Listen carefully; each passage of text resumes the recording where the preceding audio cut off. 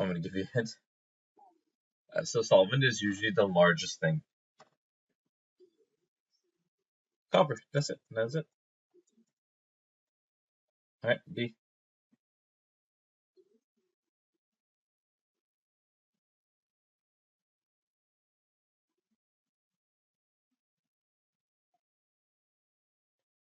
Each individual percent with the total mass. So like mass of copper is going to be 450 grams times 50 over 100.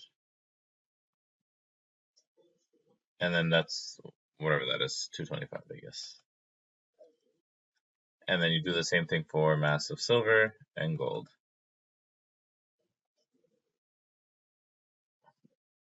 So 112.5 and 112.5.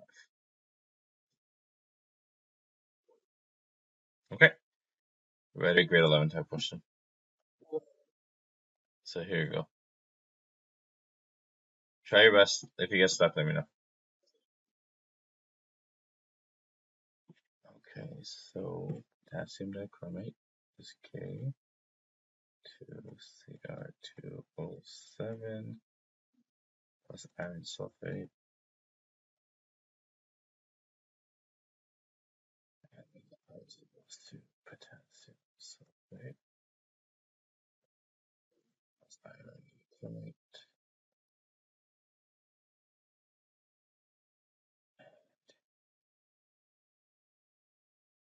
And I think it's balanced like this. Is this what you did?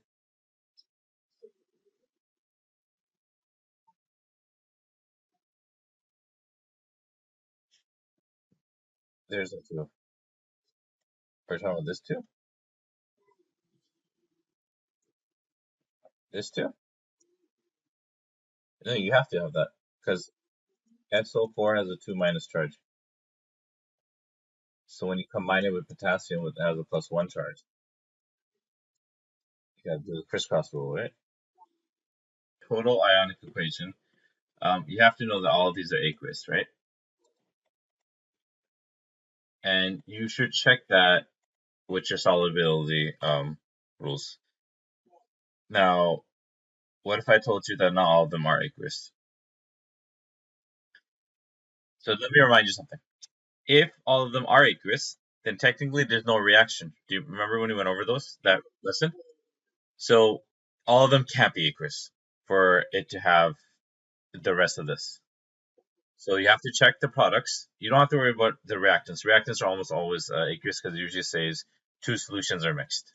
So that's what it's saying. You're mixing solutions, so the initial reactants are always aqueous, but one of these products needs to be a solid or a liquid or gas or something. So what's solid, what's liquid, what's gas between these two?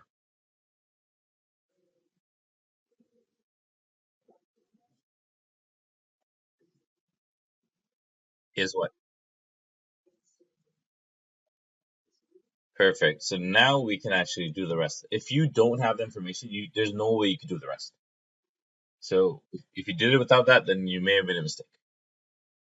That being said, anything that's aqueous now, which is everything except for this, is going to split into its ions.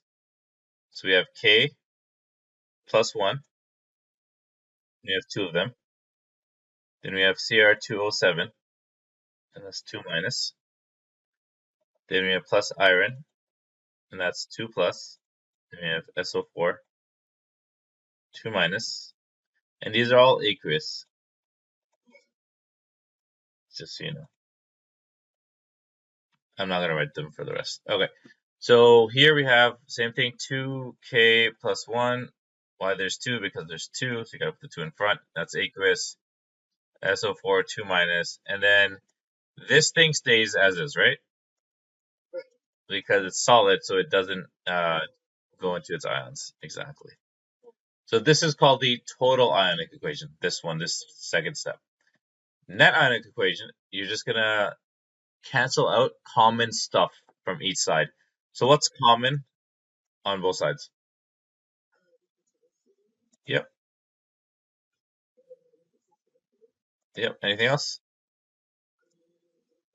That's it. Perfect. So your what's this called? Net ionic equation is this step here. And this makes sense because this is basically where the whole chemistry is. We don't really care about the stuff that we canceled because that's not where the chemistry is occurring. So this is your net ionic equation, and then what are your spectator ions?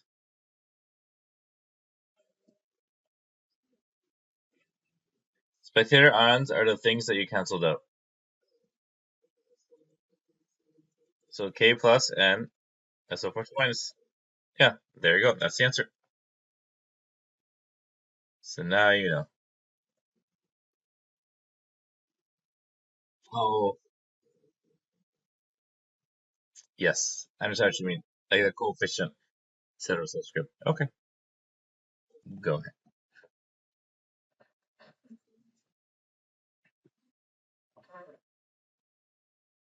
Okay, so we have the volume of HNO3, which we figured out.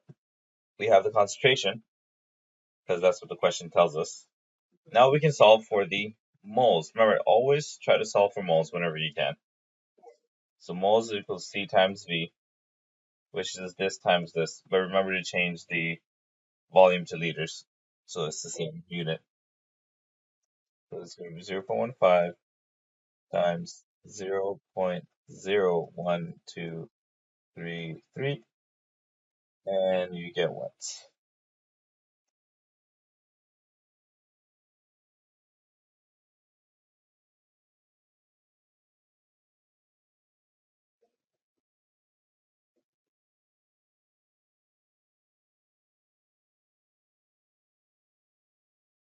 Okay, so all right, so we have moles of HNO3. What was the question asking us for though? Calcium hydroxide. So we're looking for this guy here, and we're looking for concentration is unknown. Right? What about volume? Do we know volume of this guy here? That's right, 25 mils, or 0.025 liters. Correct? So if we know the moles of this guy, is there a way to get the moles of this guy? Stoic, right? Stoichiometry. So go ahead and use that. Are you the one that always says stoic? I can't remember. Oh, that's the other girl? Oh, okay, never mind. So do you know how to do stoichiometry? Like, do you know how to go from the moles of nitric acid to moles of calcium hydroxide?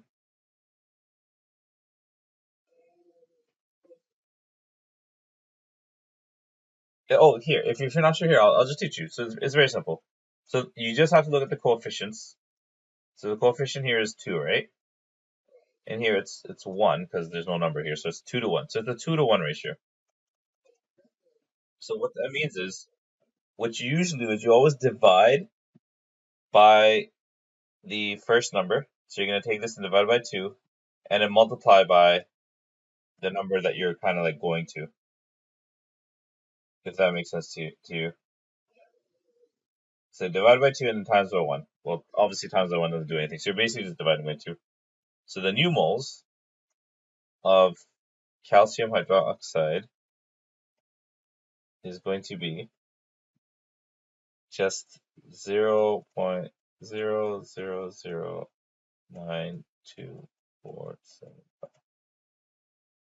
moles. And now once I have the new moles, I know volume. And guess what? I can find concentration because C is equal to N over V. So take this number divided by 0.025 liters, and then you should get a concentration of 0.037 molar or moles per liter.